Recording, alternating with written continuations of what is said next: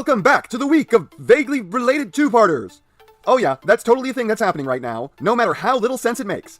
I said this is a week of two-parters. I didn't say that every video would be connected to the previous one. It's not like the first and second videos will be a two-parter, then the second and third will be their own, and then 3 and 4 their own. It's going to be 1 and 2, and 3 and 4. Last time was unofficial Prime repaints, which were both done from incredibly good base molds. This time as well, I suppose you'll find out in the next video. Feel free to guess in the comments what this two-parter is. Before we get started, on Friday, YouTube forcibly unsubscribed over 30 people from my channel, so you may want to check to make sure that you're still subbed if you want to be. Anyways, if you want to vote on what you think I'll think of this figure in the community poll, pause this video and do it now, because in a few seconds it's about to become obvious what I think. Because every now and then, you run into a figure that makes you go, wow, this whole Masterpiece and Transformers thing is actually stupid easy, and the only way you end up with things like the MP44, Earthrise Cliffjumper, and ERC, or ERC as I call her, is through sheer incompetence. Turning the rest of this video into a foregone conclusion so you can just click off now, this is not a micro masterpiece, because that's unfair to this figure. This is just a masterpiece, but small. But even that is not fair, because if this were a modern masterpiece, this would be over-engineered to hell and back. This isn't. And yet, it's doing everything that the masterpiece would set out to do, and it's not even complicated. I can't even call this witchcraft because it's so dead simple. And this really does show how high the creators of the Kingdom Scorponok have to be to think that this thing was acceptable with all that kind of dumpster fire going on right there. Nothing is right. Even the head is wrong. Both of them. People like the Kingdom figures because of the realistic beast modes, but you know, scorpions don't have heads, right? Like a realistic beast mode would be that the creature stops at the shoulder blades. I'm just a little upset that we could have had this, but instead, we got that. Why is it that in every Transformers line ever, all the fans ask is, why isn't this more screen accurate? Whether it be the G1, the movies, or Prime, but this one time we're getting Beast Wars in 20 years and people are going, man, I'm really glad they didn't go with screen accuracy. If this wasn't 20 years in coming, I'd be like, hell yeah, not screen accuracy for a change. But this might be the one chance we get before my hair turns gray, if Hasbro can even ever be convinced to do this again. If they started making new Prime toys that looked like something out of Cyberverse, y'all would never let Hasbro hear the end of it. You know I'm right. Rant over. Time to talk about the Transform element Scorpion. Really kind of stretching the definition of legally distinct there, aren't you, TE? I don't know about you, but if I was Hasbro and somebody took the Scorpion character I have and changed the name from Scorponok to Scorpion, I might just sue them because they are obviously daring me to. So yeah, like I said earlier, this thing basically looks 100% screen accurate, and basically 100% perfect. No, those are two distinct things. He's not a true 100% on screen accuracy because he does have a few of the bug legs chilling out on his back which weren't there in the show, and he doesn't have the ribbed texture or weird glossy sheen you'd see on screen. And he's not a true 100% perfect because there are some obvious panel lining, exposed pins, and air vents for the mushroom pegs that are kind of prominent due to the fact that he's so small. On a bigger figure, the air holes could have been about the same size, but the ratio they are to the figure would have gone way down. Anyways, everything outside what I just listed is basically exactly what it should be. From his head to his proportions to his just natural posture. This just wants to stand like Scorponok, and he stands very easily thanks to everything from his knee down being die-cast. I guess this is actually a vaguely related two-parter with episode 2. In the previous video, I crapped on die-cast, and this time, I praise it. I am a fraud.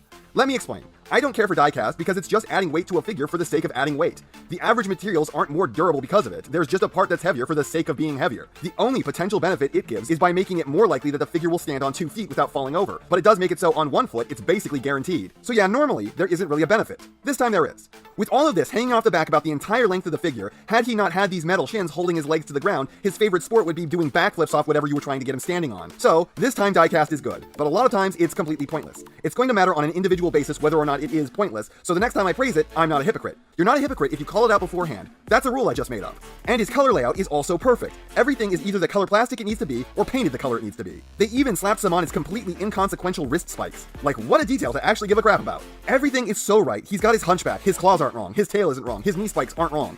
The more I look at the Kingdom figure, the more I realize that there is just nothing about this thing that looks right, even when it wouldn't impact Hasbro's oh so precious, realistic, though not really, beast mode. Another thing I'm not salty about is how much better this robot head looks than the Kingdom one. Boy, Kingdom has a real hit and miss track record with the heads. Black Arachnia, Dinobot, Rat Trap, Megatron, and Primal all have perfect heads. Meanwhile, Cheetor, Air Razor, Rhinox, and Scorponok all have heads that range from subtly off to, oh my god, why is that not even close? And Scorponok is on the worst end of that, though thankfully he doesn't quite reach Rhinox levels of completely fucking wrong. Anyways, enough complaining about the Kingdom Scorponok. For real this time. This head is just so perfect, and I don't see what a masterpiece would do to improve this other than give it individual facial expressions. He's got his weird British Bobby helmet. Quick aside, British viewers, how can you take your cops seriously? The Bobby helmet is one of the silliest looking hats I've ever seen in my life. I honestly can't think of a dumber looking hat off the top of my head. I looked up dumb hats in Google, and this is the only thing that looked about as stupid that wasn't just a joke like a giant foam cowboy hat. And honestly, it just makes them look like a supervillain, so I still like this more. Man, I just cannot get on track in this video. Anyways, yeah, Bobby helmet, stretched out jaw, face mandibles, and yellow visor. It's all here in the perfect proportions. Though, the yellow on my visor gets a bit soft around the edges, and they didn't paint his soul patch. They clearly sculpted it onto his face, but based on the product shots of this, it's clearly not an oversight. Thank God people don't wear these anymore. They are exclusively reserved for beatniks and people who refuse to let the early 2000s die. But yes, this is a glorious head, even if the beard, does this qualify as a beard, isn't painted. He comes with one accessory, and it's his cyber bee. The instructions do not tell you how to use this thing or where it goes. It has a peg on the bottom, but I am borderline convinced that it doesn't actually fit anything and is just intended to troll the people who buy this. You can have it rest in the claw, and that's about it. Maybe Transform Element is planning on making an Optimus Primal at some point, and this will be able to peg into the chest of that. Interesting thing about the bee is that it has two wires, one of which is painted, and when they go through this box in the shoulder blades of the bee, the side that's painted switches. I have no idea if this is intentional or not. He also kind of has accessories in the forms of molded rockets in the claws. These don't detach, but they do almost kind of mount. Poseability on this guy is leagues better than anything you will find in War for Cybertron. Even the best posing figure in the line pales in comparison to this. Sorry for the long section again, I know you don't care, but there is a lot to cover. Starting with the highest point on this figure, physically that is. The tail section of this guy has 5 segments in this mode, each capable of bending a minimum of 90 degrees, though on most of the segments, much more. Some getting near capable of 180 between their back and forth ranges. Head has an extraordinary amount more range than normal. I think this is the first figure I've ever seen with a 180 degree vertical plane of range on the head. He can literally look directly up and all the way down at his toes. It's really good for making him hang his head in shame. Shame he gets from knowing he's related to the Kingdom figure. Because of how it's jointed, you can also use it to recreate the scene where he gets his head smashed down into his chest. Arms have an extraordinary amount of range as well, with huge backwards butterfly and even more in terms of a forwards butterfly. Seriously over 90 degree elbows. Claws open massively, though the lower ones have significantly more range than the upper ones. He has a very deep, like well beyond the average for the few figures that even get one, ab crunch. Couple that with the insane forward butterfly and extreme head, and you can get a great "as you command, Lord Megatron" pose. No waist swivel, but I'm not really missing it when I think ab crunches are better than waist swivels. I'd be happy to have one, don't get me wrong, but I do think this is a trade up. Hips are completely uninhibited. Knees only bend 90, so hey, finally something average on this guy. And he has serious feet, with independent tilt up and down as well as an ankle rocker, but no swivel. You may think that you don't care about that, but what if I told you that it means he can't do a Zoidberg?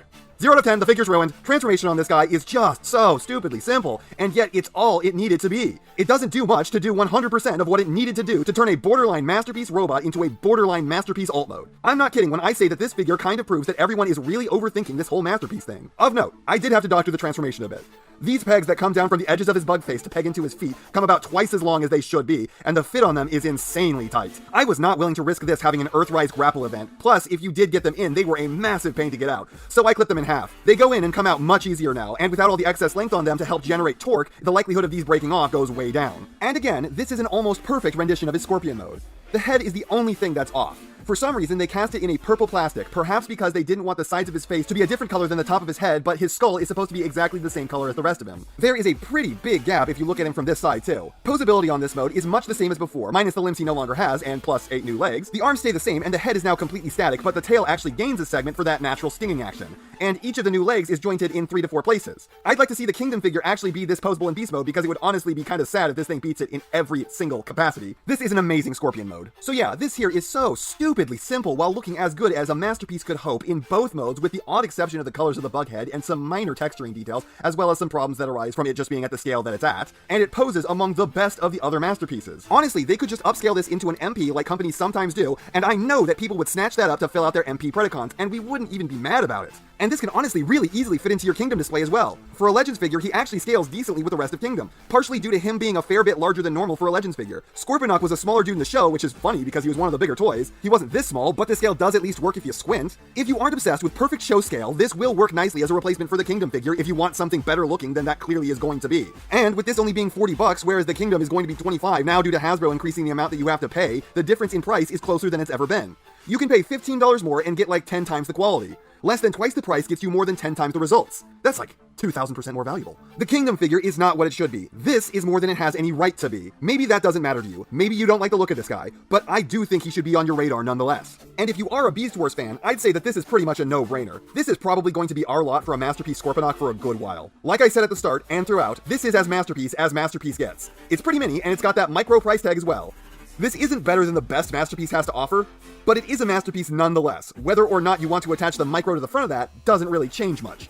And that's not half of what I have to say, but it's enough of what I have to say. And I know you know what everyone else tells you to do at the end of these videos. So, if you liked what you saw here, please do that. And if you'd like to take it a step further, then please share this video with any friend you think may be interested.